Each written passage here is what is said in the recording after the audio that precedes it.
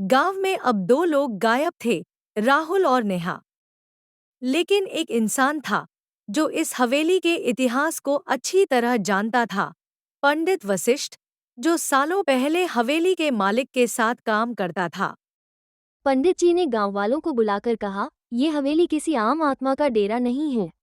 यहाँ एक बंधन है जो हर उस आत्मा को कैद कर लेता है जो अंदर जाती है। लेकिन इसे तोड़ा जा सकता है, पर एक शर्त है, किसी को अपनी जान का बलिदान देना होगा। चुप हो गए। तभी गांव की एक रहस्यमयी लड़की माया सामने आई। लोग कहते थे वो थोड़ी अजीब थी, लेकिन वो हमेशा हवेली के पास खेलती रहती थी। उसने कहा, मैं जाऊंगी। पंडित ने उसे एक ताबीज, एक शंख और एक मंत्र दिया। अगर सही समय पर मंत्र बोला गया तो हवेली की आत्मा मुक्त हो जाएगी, और जो बंधे हैं वो भी। रात को 12 बजे माया हवेली में घुसी।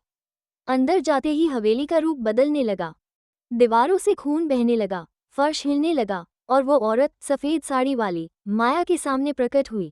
क्यों आई हो? उसने गुर्राते हुए पूछा। माया डरी नहीं। उसने मंत्र पढ़ना शुरू किया। ओम अस्तु मां सद्गमय। जैसे ही मंत्र आगे बढ़ा, हवेली की दीवारें कांपने लगीं, आत्माएं चीखने लगीं। राहुल और नेहा की परछाइयां दिखाई दी। उनकी आंखों में उम्मीद थी। लेकिन अंतिम मंत्र पढ़ते ही आत्मा ने चीखकर कहा, अगर मैं जाऊंगी तो कोई एक मेरे साथ आएगा।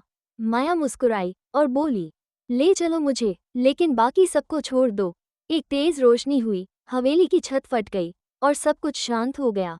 सुबह गांव वाले हवेली में पहुंचे तो राहुल और नेहा बेहोश पड़े थे, बच जिंदा। पर माया कभी नहीं मिली।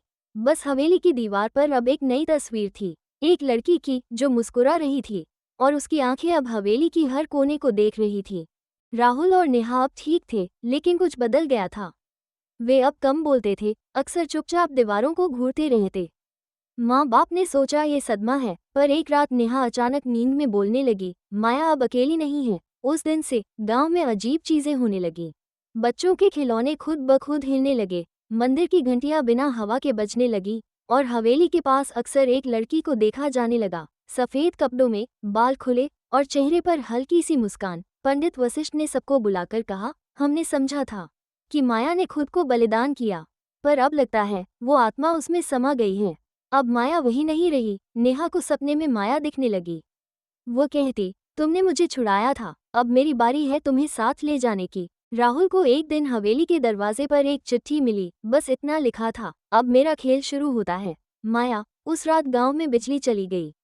हवेली से एक तीखी हंसी की आवाज आई, और गांव का हर कुत्ता भौंकने लगा। सुबह मंदिर का पुजारी गायब था, और उसकी दीवारों पर खून से लिखा था, एक एक करके सब आएंगे मेरे पास। अब हवेली सिर्फ एक घर नहीं थी, वो एक खेल बन चुकी थी, और माया उसका नया चेहरा। अभी ये कहानी यही खत्म नहीं होती। अब असली सवाल है, क्या कोई माया को रोक पाएगा? ऐसी कहानी सुनने के लिए मुझे सब्सक्राइब करें।